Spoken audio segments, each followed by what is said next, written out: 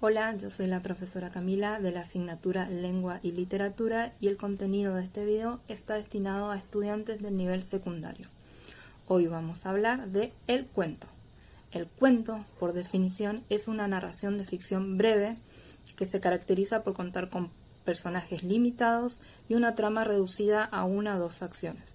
Entre sus características podemos mencionar que se transmite vía oral o escrita oralmente a través de varias generaciones y finalmente plasmadas en papel. Son de lectura rápida. ¿Por qué? Porque están pensados para empezarse y terminarse de una sola vez, generando así la capacidad de concentración en el lector. Y también están diseñados para generar emociones específicas. Queremos causar una emoción rápida en el lector.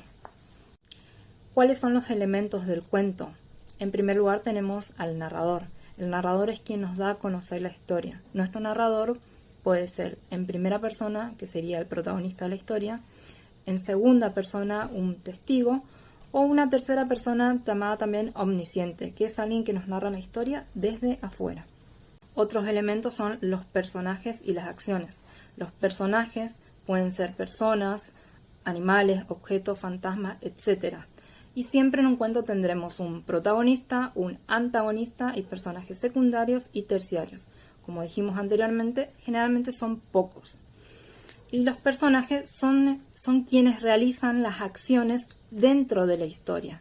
Las acciones son esos sucesos que establecen conflictos o problemas y luego las resoluciones de los mismos. Son el hilo conductor dentro de la historia. El elemento ambiente se refiere al contexto en donde se desarrolla la historia, el espacio y el tiempo. Los sitios pueden ser reales o imaginarios, ficticios, etc. Y en cuanto al tiempo, puede desarrollarse en cualquier línea temporal. La estructura de un cuento, al igual que las novelas, consta de una introducción, un nudo y un desenlace. La introducción es la presentación de los personajes y la situación inicial de la historia. El nudo es donde sucede la acción, que hace que se rompa la normalidad y obliga a actuar a los personajes. Y el desenlace es el final de la historia, que a su vez este final puede ser de manera abierta, lo cual nos permite una libre interpretación, o de manera cerrada con un final concreto. Tipos de cuentos. Tenemos básicamente dos tipos de cuentos, los populares y los literarios. Los cuentos populares son aquellos que han sido transmitidos vía oral de generación en generación. Poseen infinidad de versiones y se desconoce a su autor. Generalmente poseen una línea estructural sencilla y su finalidad casi siempre es moralizante o didáctica, es decir, dejar una enseñanza.